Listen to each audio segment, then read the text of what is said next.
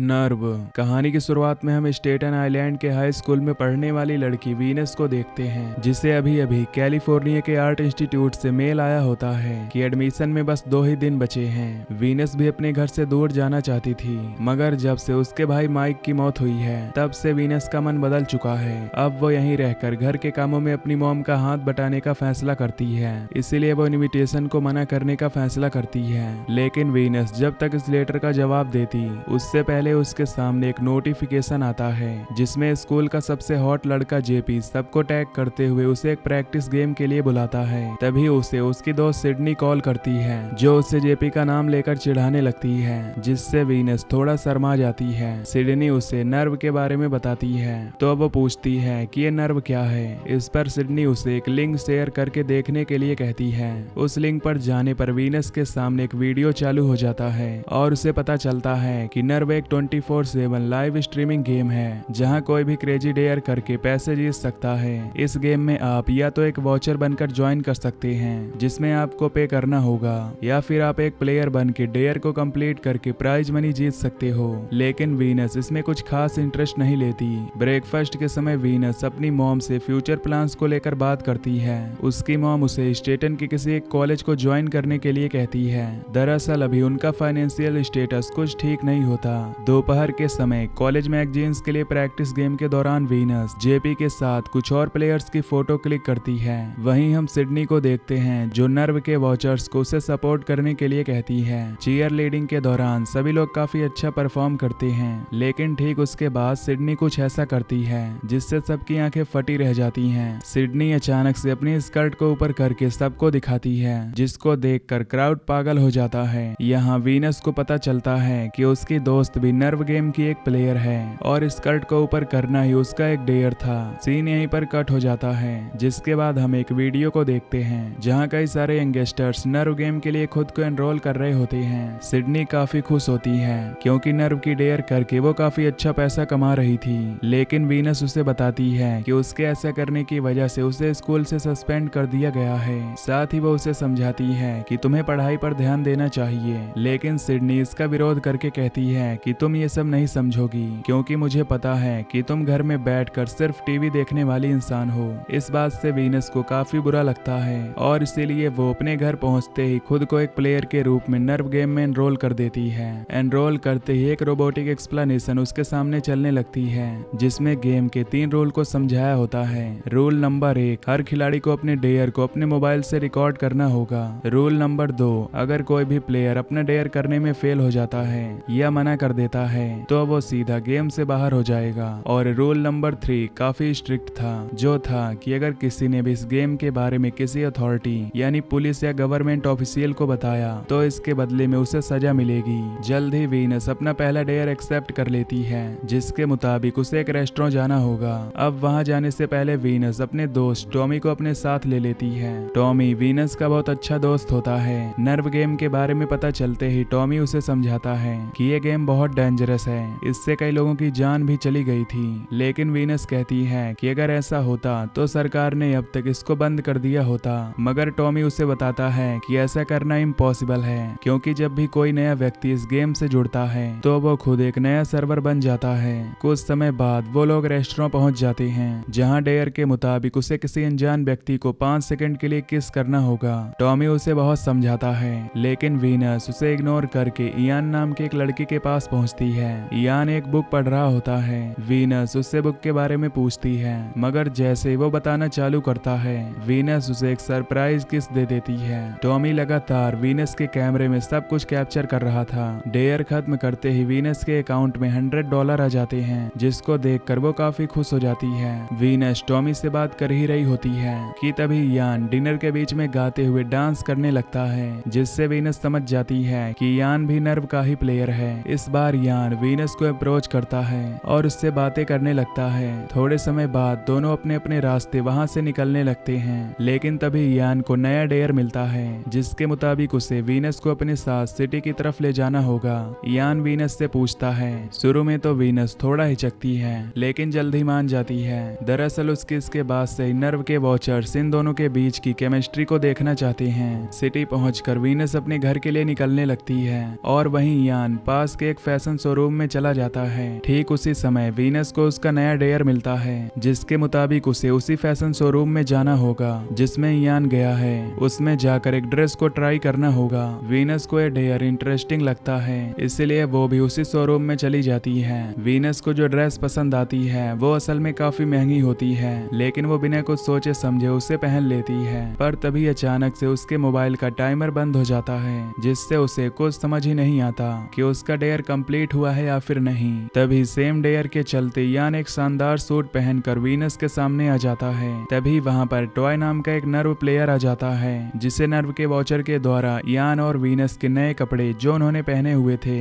उन्हें चुराने का डेयर मिलता है। टॉय इन दोनों से कपड़े लेकर वहां से चला जाता है और इसी के साथ उसका डेयर कंप्लीट हो जाता है। वहीं दूसरी ओर मजबूरी में वीनस और यान को अंडर गारमेंट्स में ही शोरूम से बाहर भागना पड़ता है, लेकिन इतनी बहादुरी के लिए दोनों को एक गिफ्ट बैग मिलता है जिसमें वही महंगे कपड़े होते हैं जिसे उन्होंने अभी अंदर ट्राई किया था। इसी दौरान वीनस की गेम में बड़ी इन्वॉल्वमेंट को देखकर टॉमी काफी परेशान हो रहा था, इसीलिए वो डिसाइड करता है कि वो कैसे न कैसे करके अपनी दोस्त को इस गेम से बचाकर ही रहेगा। इसके लिए टॉमी अपने हैकर दोस्त से यान के बारे में जानकारी निकालने के लिए मदद मांगता है। थोड़ी छानबीन के बाद उनको पता चलता है कि यान इस गेम को पहली बार नहीं खेल रहा है, बल्कि वो इस गेम का एक लीजेंड प्लेयर है। इसी बीच वीनस को एक बार फिर से यान के साथ डेयर मिलता है, जिसमें यान को 20 शहर में 60 माइल्स पर आवर की स्पीड से बाइक को चलाना होगा, जो सुनने में काफी इजी लग रहा था।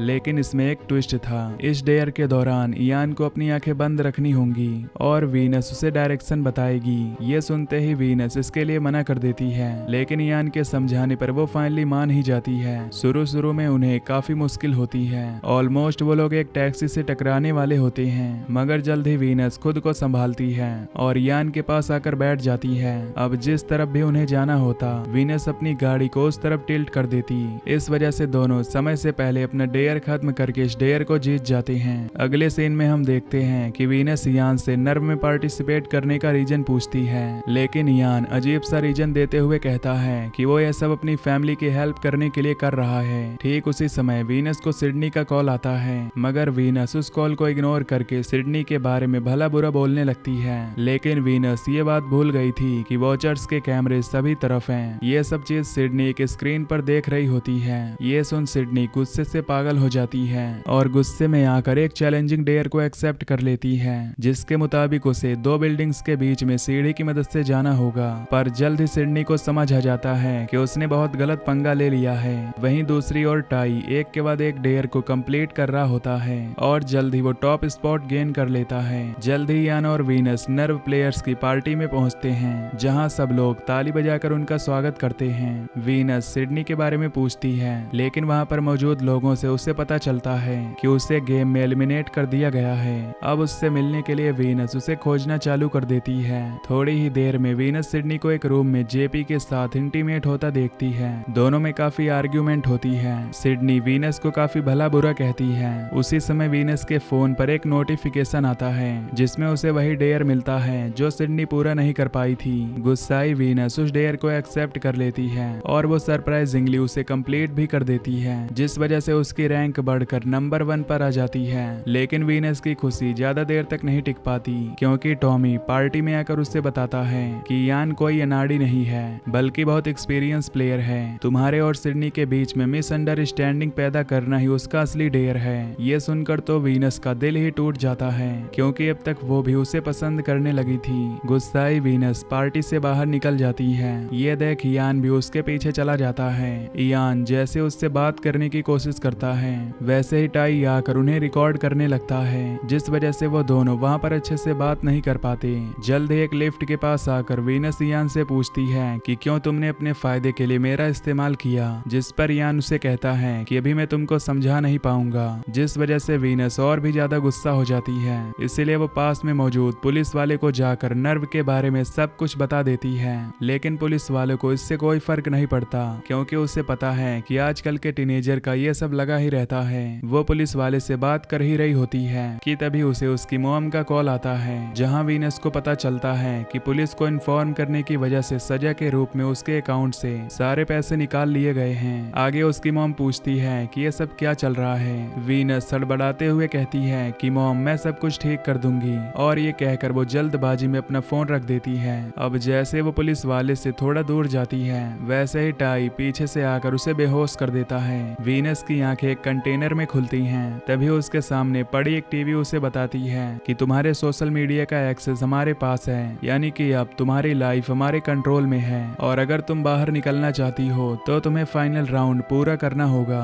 इसके लिए उसे स्टेटन की एक ऐसी जगह जाना होगा जहाँ छोटी छोटी बोट्स रहती हैं। वहीं नर्व के वॉचर्स तुम्हें फाइनल डेयर को करते हुए देखेंगे। वहीं दूसरी ओर टॉमी लगातार अपने दोस्त के साथ नर्व के सर्वर में घुसने की कोशिश करता है ताकि वो कैसे भी करके अपनी दोस्त को बचा सके। अगले सीन में वीनस उस जगह पर पहुंच जाती है जहां एक मास्क मैन उसे गन लाकर देता है। फाइनल डेयर के रूप में उसे एक बंदे को शूट करना होगा, और ये बंदा कोई और नहीं बल्कि यान ही है। और यहाँ यान को भी सेम डेयर मिलता है। इस फाइनल डेयर के मुताबिक जो पहले गोली चलाएगा वो जीत जाएगा। यान खुद को वीनस का गुनहगार मानता है, इसीलिए वो अपनी गन नीचे कर लेता है और वीनस से कहता है कि तुम मुझको शूट कर दो, लेकिन वीनस ऐसा नहीं करती। तभी भीड़ में खड़ा एक आदमी वार्निंग शॉट फायर करके सबके सामने अनाउंस करता है कि ये डेयर मैं पूरा करूंगा। जल्द ही वो आदमी अपना मास्क निकालता है और हमें पता चलता है कि ये आदमी कोई और नहीं बल्कि टाई है। वीनस सबको समझाने की कोशिश करती है और इस पागलपन को यहीं रोकने के लिए बोलती है,